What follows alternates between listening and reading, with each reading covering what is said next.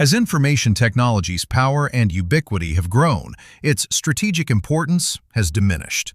The way you approach IT investment and management will need to change dramatically.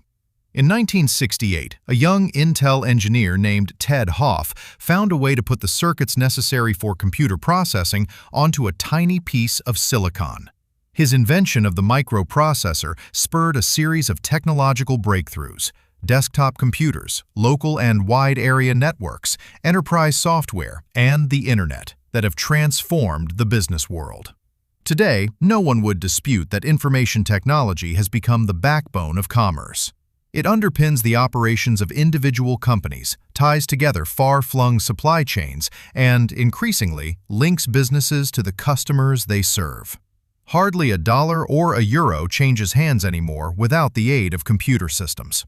As IT's power and presence have expanded, companies have come to view it as a resource ever more critical to their success, a fact clearly reflected in their spending habits. In 1965, according to a study by the U.S. Department of Commerce's Bureau of Economic Analysis, less than 5% of the capital expenditures of American companies went to information technology. After the introduction of the personal computer in the early 1980s, that percentage rose to 15%. By the early 1990s, it had reached more than 30%, and by the end of the decade, it had hit nearly 50%. Even with the recent sluggishness in technology spending, businesses around the world continue to spend well over $2 trillion a year on IT. But the veneration of IT goes much deeper than dollars. It is evident as well in the shifting attitudes of top managers. 20 years ago, most executives looked down on computers as proletarian tools, glorified typewriters and calculators, best relegated to low-level employees like secretaries, analysts, and technicians. It was the rare executive who would let his fingers touch a keyboard, much less incorporate information technology into his strategic thinking. Today, that has changed completely. Chief executives now routinely talk about the strategic value of information technology, about how they can use IT to gain a competitive edge, about the digitization of their business models. Most have appointed chief information officers to their senior management teams, and many have hired strategy consulting firms to provide fresh ideas on how to leverage their IT investments for differentiation and advantage. Behind the change in thinking lies a simple assumption that as IT's potency and ubiquity have increased, so too has its strategic value. It's a reasonable assumption, even an intuitive one, but it's mistaken. What makes a resource truly strategic, what gives it the capacity to be the basis for a sustained competitive advantage, is not ubiquity, but scarcity. You only gain an edge over rivals by having or doing something that they can't have or do. By now, the core functions of IT, data storage, data processing, and data transport have become available and affordable to all. 1. Their very power and presence have begun to transform them from potentially strategic resources into commodity factors of production. They are becoming costs of doing business that must be paid by all, but provide distinction to none. IT is best seen as the latest in a series of broadly adopted technologies that have reshaped industry over the past 2 centuries, from the steam engine and the railroad to the telegraph and the telephone to the electric generator and the internal combustion engine. For a brief period, as they were being built into the infrastructure of commerce, all these technologies opened opportunities for forward-looking companies to gain real advantages. But as their availability increased and their cost decreased, as they became ubiquitous, they became commodity inputs. From a strategic standpoint, they became invisible. They no longer mattered. That is exactly what is happening to information technology today, and the implications for corporate IT management are profound. From offense to defense. So what should companies do? From a practical standpoint, the most important lesson to be learned from earlier infrastructural technologies may be this: when a resource becomes essential to competition but inconsequential to strategy, the risks it creates become more important than the advantages it provides. Think of electricity. Today, no company builds its business strategy around its electricity usage, but even a brief lapse in supply can be devastating, as some California businesses discovered during the energy crisis of 2000. The operational risks associated with it are many: technical glitches, obsolescence, service outages, unreliable vendors or partners, security breaches, even terrorism, and some have become magnified as companies have moved from tightly controlled, proprietary systems to open, shared ones. Today, an IT disruption can paralyze a company's ability to make its products, deliver its services, and connect with its customers, not to mention foul its reputation. Yet few companies have done a thorough job of identifying and tempering their vulnerabilities. Worrying about what might go wrong may not be as glamorous a job as speculating about the future, but it is a more essential job right now. See the sidebar: New rules for IT management. In the long run, though, the greatest IT risk facing most companies is more prosaic than a catastrophe. It is, simply, overspending. It may be a commodity, and its costs may fall rapidly enough to ensure that any new capabilities are quickly shared, but the very fact that it is entwined with so many business functions means that it will continue to consume a large portion of corporate spending. For most companies, just staying in business will require big outlays for it.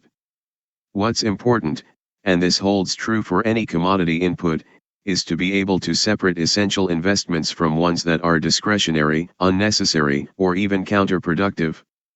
At a high level, stronger cost management requires more rigor in evaluating expected returns from systems investments, more creativity in exploring simpler and cheaper alternatives, and a greater openness to outsourcing and other partnerships.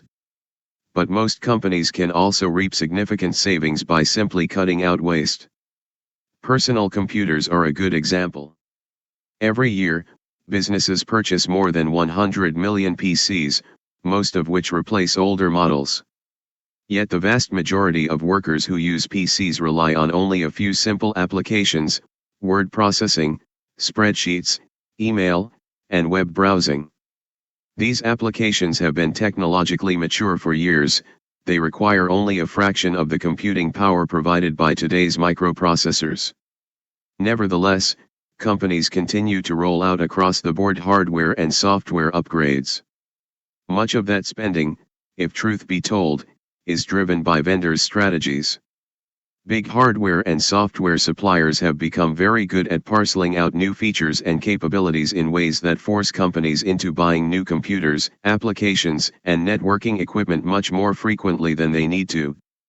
The time has come for IT buyers to throw their weight around, to negotiate contracts that ensure the long-term usefulness of their PC investments and impose hard limits on upgrade costs.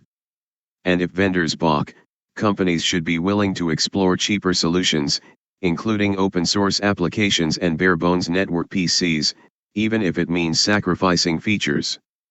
If a company needs evidence of the kind of money that might be saved, it need only look at Microsoft's profit margin. In addition to being passive in their purchasing, companies have been sloppy in their use of it. That's particularly true with data storage, which has come to account for more than half of many companies' IT expenditures. The bulk of what's being stored on corporate networks has little to do with making products or serving customers. It consists of employee-saved emails and files, including terabytes of spam, MP3s, and video clips. Computer World estimates that as much as 70% of the storage capacity of a typical Windows network is wasted, an enormous unnecessary expense. Restricting employees' ability to save files indiscriminately and indefinitely may seem distasteful to many managers, but it can have a real impact on the bottom line. Now that it has become the dominant capital expense for most businesses, there's no excuse for waste and sloppiness. Given the rapid pace of technology's advance, delaying IT investments can be another powerful way to cut costs, while also reducing a firm's chance of being saddled with buggy or soon-to-be obsolete technology. Many companies, particularly during the 1990s, rushed their IT investments either because they hoped to capture a first-mover advantage or because they feared being left behind. Except in very rare cases, both the hope and the fear were unwarranted. The smartest users of technology, here again, Dell and Walmart stand out, stay well back from the cutting edge, waiting to make purchases until standards and best practices solidify. They let their impatient competitors shoulder the high costs of experimentation, and then they sweep past them, spending less and getting more. Some managers may worry that being stingy with IT dollars will damage their competitive positions. But studies of corporate IT spending consistently show that greater expenditures rarely translate into superior financial results. In fact, the opposite is usually true. In 2002, the consulting firm Millennium compared the IT expenditures and the financial results of 500 large U.S. companies and discovered that the top performers tended to be among the most tight-fisted. The 25 companies that delivered the highest economic returns, for example, spent on average just 0.8% of their revenues on it, while the typical company spent 3.7%.